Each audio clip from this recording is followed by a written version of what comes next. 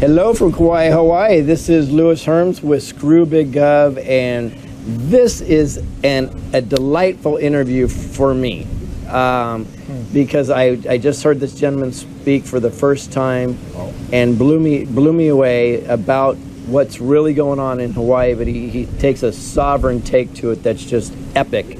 I'll have you introduce yourself. I'll just say this is Gene. Yep. And it's fantastic. Thank you very much for being here. My pleasure. Thank you so much, Louis. Aloha kako. My name is Gene Tamashiro. I'm a Hawaiian national, which is differentiated from a Hawaiian as we've been programmed to think about. Hawaiian is a nationality. I'm actually of my ethnicity, Okinawan. My family has been here just a bit over 100 years. And in 1893, which is before my grandparents arrived, the U.S. corporate military occupation of Hawaii had begun. A lot of people in Hawaii, certainly, and throughout America know what happened to Queen Liliuokalani January 17, 1893, when the United States Federal Corporation, which was created in 1871, the District of Columbia. 22 years after that, the first regime change occurred. The unlawful occupation of these Hawaiian islands had begun. We are now 130 years plus. Many people know about that because there's no treaty of annexation. And if you don't have a treaty of annexation, by definition, that is an occupation. And people find that, and I can understand this, people find that to be an inconvenient truth, but within that truth of occupation, that state of war that we're in, and thank God no bullets are being fired, but it is a state of war, there is a pathway to lawfully remedy that. That military corporate occupation can be untangled peacefully, lawfully on the U.S. side through United States Field Manual 27-10. And one of the key precepts of U.S. Field Manual 27-10, which is built on the Law of Nations, and the Law of Nations is a natural law document. Be truthful, do no harm, and honor your word. And in the world of law, actual law, and there's only really one law on earth, and that law is to arrive at a lawful conclusion. What is the truth? Was any harm done? And what is the status of agreements, contracts, and treaties? For the fifth grader, son, be truthful, do no harm, and honor your word. So that principle of law is part of our unalienable right.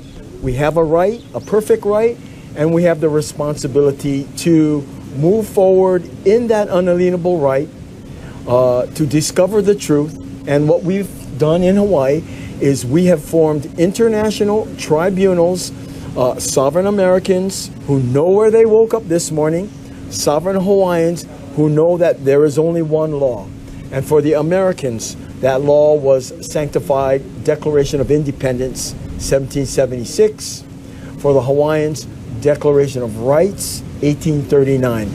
So this unity in the law is the platform that makes us know and makes us apply. Unity in the law equals unity in the people.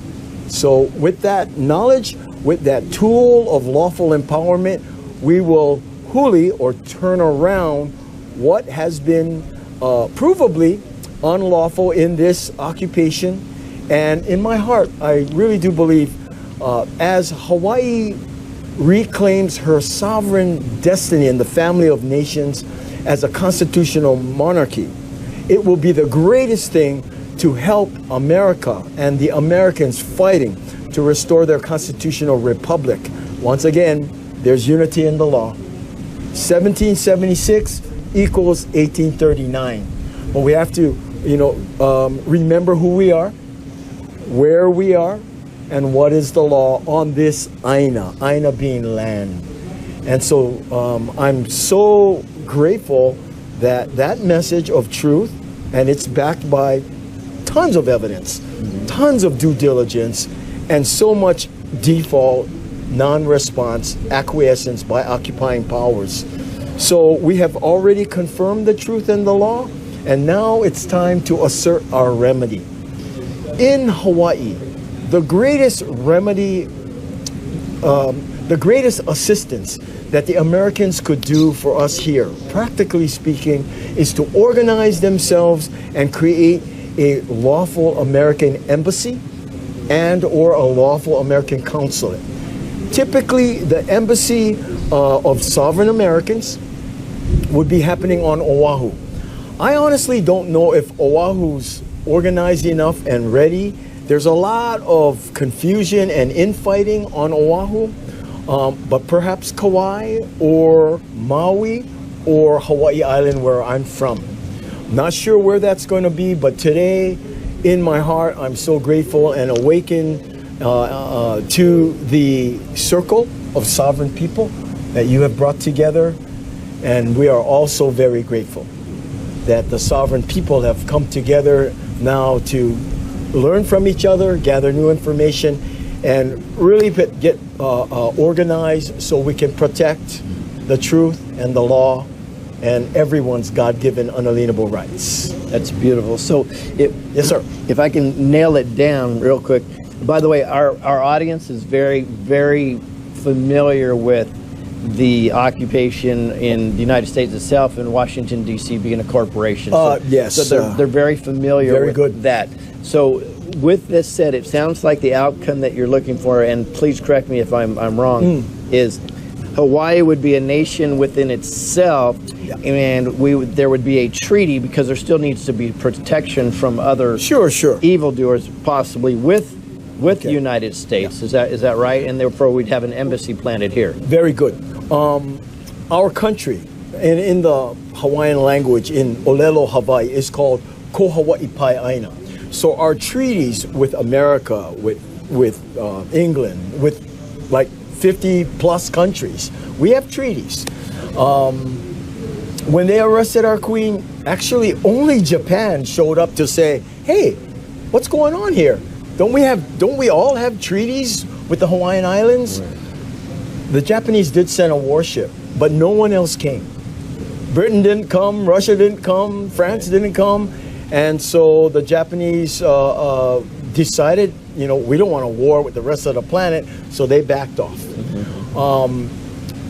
Truth is sovereign, and because of that fact, we are truly empowered to restore what is Pono being righteous.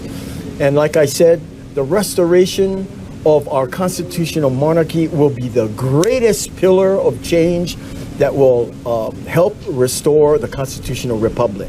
And so we know that truth is sovereign, and the light of truth that is upheld by sovereign Americans, sovereign Hawaiians, that we will prevail. I fully believe, as Yeshua the Messiah is my protector and my guide, that thy kingdom come, thy will be done on earth as it is in heaven, and that Hawaii has a powerful destiny to fulfill that, to help fulfill that mission.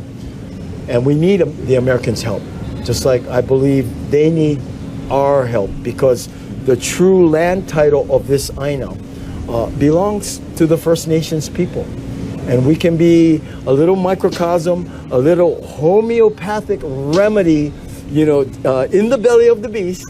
The 50th state, this blue state, is like a big,